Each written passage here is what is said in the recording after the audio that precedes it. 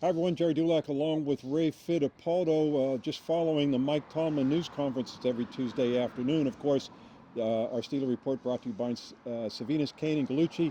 Mesothelioma and asbestos lawyers with 85 years of experience. Call them for a free consultation. And Ray, we heard Mike Tomlin say today that if pressed for an answer that George Pickens will not play Sunday in Philadelphia. He has that hamstring injury. It's a grade 2 hamstring injury, and typically those types of injuries, Ray, last longer than 2 weeks. It's possible, if not conceivable, that with 3 games in 11 days, George Pickens might not play again until the season-ending game against the Cincinnati Bengals. Now, we will see Mike Tomlin, of course, not even wanting to address that possibility. He's just more focused on 1 week at a time. But that's the nature of his injury, and they're going to have to adjust without their top receiver for this game, likely the Baltimore game 6 days later, and then we'll see about Christmas Day. Yeah, it was interesting to hear Mike talk about how the injury unfolded.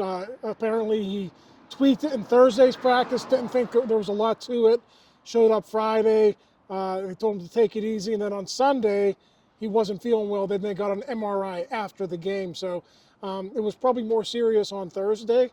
And as you said, Gerry, with 3 games in 11 days, there's not going to be a lot of practice time for the Steelers after this Eagles game.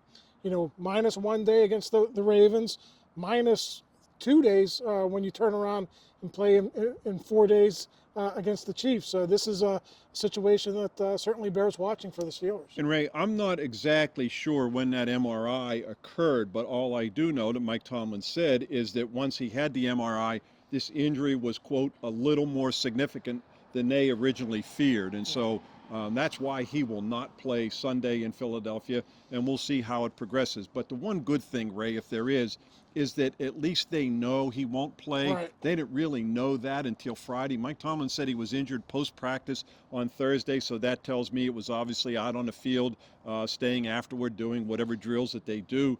And so they listed him as limited on Friday, but he really didn't practice at all on Friday. So at least now, though, they'll have a full week to prepare without George Pickens. And I think we saw in that first half what life was like without George Pickens somewhat on short notice. They can maybe avoid that this week with some practice. Yeah, 3 3-and-outs in the first half. Russell Wilson just 46 yards. You know, he got it up to 158 by game's end, and they were able to hit some timely plays, but I don't know that they ever really got the passing game on track. Like, they're going to need it to be on track against a very good Eagles defense, Gerry. Eagles, top-ranked team in the NFL in yards allowed, 4th in points. This is a very stout defense. Yeah, and of course the obvious solution to not having George Pickens is to have that type of receiver take his spot, and of course that's Mike Williams. We saw him get more involved in the offense. He had that 22-yard catch along the sideline, typical Mike Williams type of catch. He had another 26-yarder negated when they claimed that he pushed off the defensive back. But Mike Tomlin said that was last weekend, meaning the Browns game, was a, quote, significant step for him. And when he was asked about how much more he might be a factor, he said, he goes, keep watching. Let's see how it unfolds. Yeah, you know, I thought, Gerry, when they first acquired Mike Williams, he was acquired because the Steelers didn't have a guy like him on their roster. If you look around at the other guys who dressed on Sunday, you know, other than Van Jefferson, it's Scotty Miller, who's a small, shifty type of receiver. You know, Ben Skoranek is more of a special teams type of guy. Really good in the run game, but he doesn't contribute much in the passing game. So to have a guy like Mike Williams on your bench, a guy you can bring off for situations like this, I think it's key, and I think it could come in handy in Philadelphia. You know, Ray, for situations like this, meaning George Pickens not in the lineup, Mike Williams is kind of like the perfect type of guy. 6'3", 218 pounds, you know, a 50-50 catch guy. You know, the odds are typically in his favor. That's what he has been with the Los Angeles Chargers. But when George Pickens is on the field, I don't think he's a good complement picking up a guy like that, because I think they needed more of a Deontay Johnson type, a type who's going to come in and out of their breaks, a guy who can get open, a guy who's going to catch a couple balls. And that has not been Mike Williams' MO for his career. But in this situation, it probably should work out well. We saw Scotty Miller get 34 snaps the other day without George Pickens. big catch down the sideline, that 20-yarder with the heel tap to get in bounds, and he threw a big block on Najee Harris's 20-yard run that set up a field goal. And Ben Skoranek has blocked really well all season when he's been asked. Van Jefferson came up big with a nice little touchdown catch from Russell Wilson in that game. So, yeah, this is going to be an interesting matchup against the Eagles, Jerry. 2 rookie corners in Quinion Mitchell and Cooper DeJean.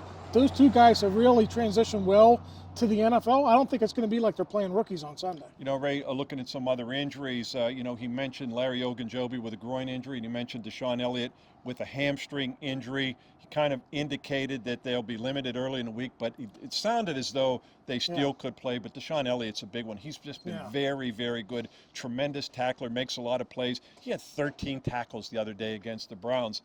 Dale, that has to be a career high for him. I never went back and checked. But he's been a big addition. You look at him and Patrick Queen and Dante Jackson. Those 3 additions to that defense has really elevated them to another level. And Elliott's presence on Sunday is going to be huge. You're playing Saquon Barkley and an Eagles offensive line that obviously runs the ball really, really well.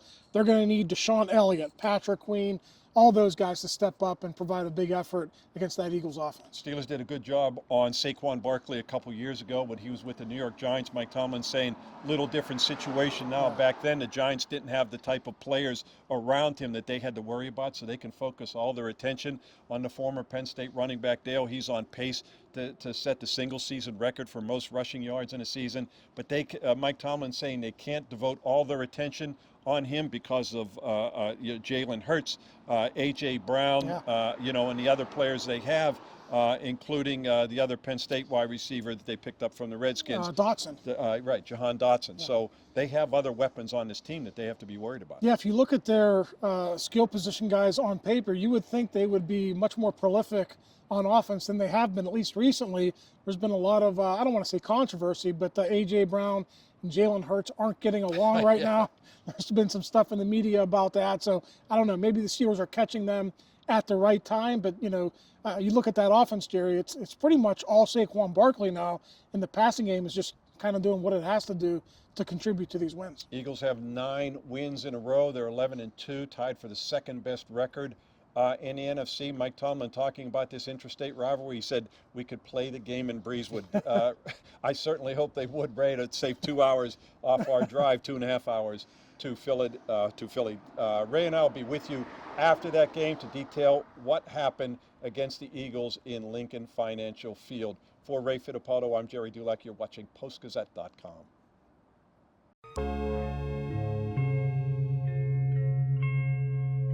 Thank you for checking out this content from Post-Gazette Sports. If you watch this video on YouTube, please like the video and subscribe to our channel. For all of the sports coverage the Post-Gazette has to offer, visit Post-Gazette.com.